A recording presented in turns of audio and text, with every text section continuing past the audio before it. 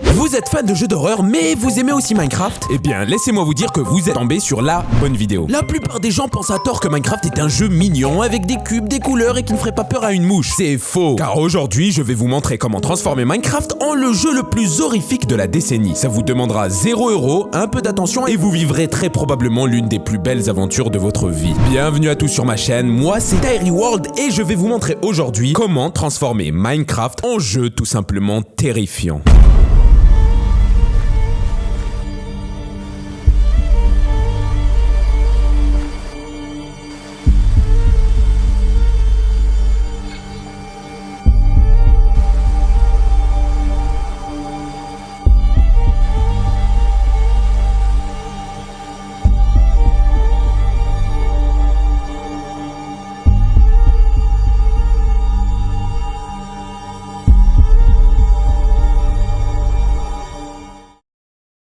Je pense que vous l'aurez compris, pour transformer Minecraft, on va devoir installer des mods, des packs de textures, des shaders et des add-ons. Mais ne vous inquiétez pas, pour les personnes avec un PC pourri, le mode pack n'est pas très gourmand. En commençant sans plus tarder avec la question la plus fondamentale lorsque l'on pense à modder Minecraft, on va jouer sous quelle version? La réponse est la 1.16.5. Pourquoi? Eh bien tout simplement car c'est une version magnifique pour le PvE et qui supporte tout simplement le mode pack. Donc c'est parfait, ça sert à rien de tergiverser plus que ça. Concernant maintenant une pièce très importante de Minecraft qui peut faire changer votre jeu du tout au tout, je parle bien évidemment du pack de textures. Qu'est-ce que j'ai choisi? Eh bien tout simplement le Halloween pack. Je ne vais pas vous faire une présentation, mais je vous laisse voir des images qui illustrent plutôt bien la différence. Sachant qu'à ce pack de textures, je viens ajouter le shader qui n'est rien d'autre que le Zeus Renewed pour avoir des visuels juste extraordinaires. Et si vous voulez savoir comment configurer votre shader pour avoir des visuels magnifiques et adaptés à votre configuration PC, sachez que j'ai sorti une vidéo qui traite du sujet, donc n'hésitez pas à aller la voir. Donc pour résumer concernant la partie graphique, on va dire que je vous conseille d'installer le Halloween pack plus le shader qui se nomme le Zeus Renewed. Bien évidemment, les liens sont en description et absolument tout ce que je vais vous présenter sera en description. Franchement, osez me dire que je ne suis pas gentil en faisant ça. Moi je dis ça mérite un like et un abonnement.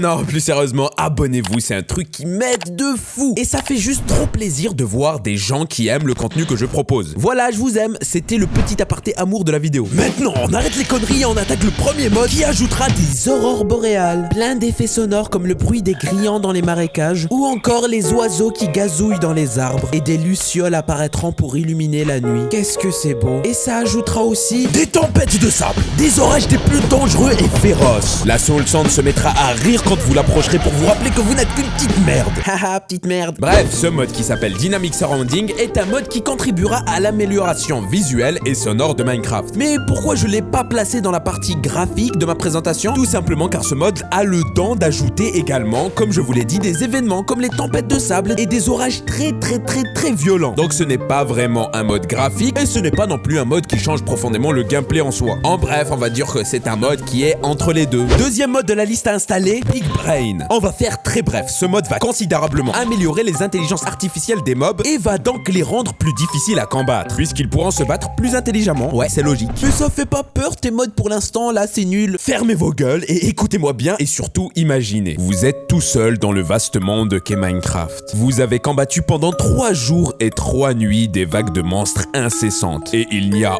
aucune ressource. Vous avez très faim et vous traversez en vain un désert dans l'espoir de trouver un arbre, un animal, une pomme ou simplement du pain. Vous savez que la fin de l'aventure est proche pour vous. Il n'y aurait qu'un miracle qui puisse vous sauver. Et par malchance, le soleil commence petit à petit à se languir de votre présence. Vous voyez les premiers rayons de la lune et avec les mauvaises silhouettes naissantes dans l'horizon. Des zombies, des squelettes et tout le bordel. Et d'un coup, miracle, il y a quelque chose, un village. Ce qui veut dire du pain, de l'agriculture, des ressources, des trades, en bref, tout ce que vous voulez. Vous courez en prenant bien soin d'éviter catégoriquement les ennemis. Et à peine vous déposez le pied dans le village, que tous les villageois s'empressent de venir et vous défoncer. Vous l'aurez compris, je vais vous parler d'un mode qui ajoute des villageois hostiles. Eh ben, il n'y a pas grand chose à présenter, vous aurez des villages exactement comme les anciens, mais cette fois-ci habités par des gens qui ne vous veulent pas que du bien, ouais. Ça ajoute de la difficulté au jeu et c'est un très bon mode. Et toujours dans cette logique, installez également le mode Hunter Illager, qui ajoutera un villageois chasseur hostile qui vous attaquera en vous tirant dessus dès qu'il vous verra. Et petite subtilité, sa maison ne se trouve pas dans des villages ou quoi, mais bel et bien dans la forêt, dans des endroits que vous ne soupçonnez peut-être même pas. J'espère qu'on est monté un peu un cran dans l'horreur, même si pour l'instant on n'est pas vraiment dans cette thématique, mais on y bascule un petit peu quand même. Et juste attendez de voir le dernier mode, là vous pourrez pas me dire qu'on n'est pas dans l'horreur. À présent je ne vais pas vous présenter un mode à la fois, mais plusieurs en même temps, et par thématique. Tout d'abord pour l'ajout de mobs. Installez Pandora's Creatures, Greek Fantasy et Undead Army. Ces modes ajouteront différents mobs comme l'Arachnon, une araignée très puissante, l'acidique Archvin, une plante très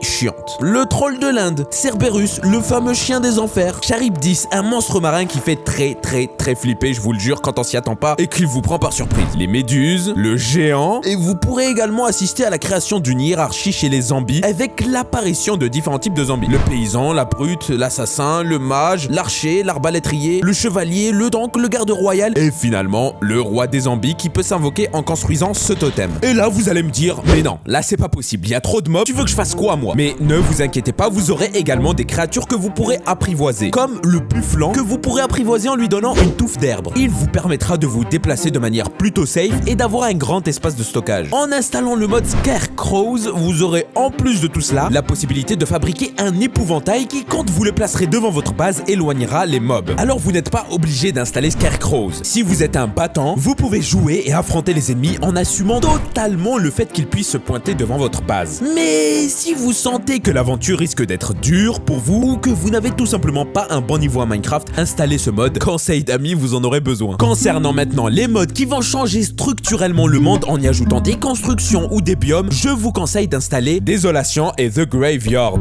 Le premier ajoutera un biome assez particulier, la forêt carbonisée. Une forêt très hostile et si dangereuse que le fait d'entrer dans cette forêt sans combinaison spécifique vous donnera la nausée et un effet de poison. Il faudra donc vous crafter un équipement bien particulier pour pouvoir l'explorer. The Graveyard, quant à lui, ajoutera, comme son nom l'indique, des cimetières qui sont des structures vraiment flippantes. J'en parle même pas, vous le verrez par vous-même. Je vous laisse la surprise. Mesdames et messieurs, dernier mode qui va clore cette présentation. The Legends of Herobrine. Herobrine, tout le monde le connaît, je ne vais pas vous en faire une présentation, surtout que je l'ai déjà fait. Du coup, ça va être simple, juste tester ce mode. J'ai bien peur de ce qui risque de vous arriver ou de ce que vous risquez de voir. Ceux qui ont déjà testé le mode ont déjà le sourire aux lèvres car ils savent très bien de quoi je parle. Car oui, c'est un mode assez particulier. Mais attention, moi j'ai testé le mode à la bonne vieille époque en 1.5 et là, il s'agit d'une version du mode un peu différente. On n'invoque pas Herobrine de la même manière déjà, c'est plus un totem, là on doit faire limite un rituel et tout. Et surtout, c'est un mode qui est en bêta. Et qui dit bêta dit aussi bug à tout va. Donc si vous rencontrez beaucoup de bugs suite à l'installation de ce mode, comme des co-options de map et tout, juste désinstallez-le, vous pouvez très bien faire l'aventure sans. Et pour invoquer Herobrine, je vous mets une vidéo en description qui va vous montrer le rituel que vous devez faire. Maintenant, les règles de l'aventure, oui, parce que j'ai mis des petites règles pour que ce soit un peu amusant et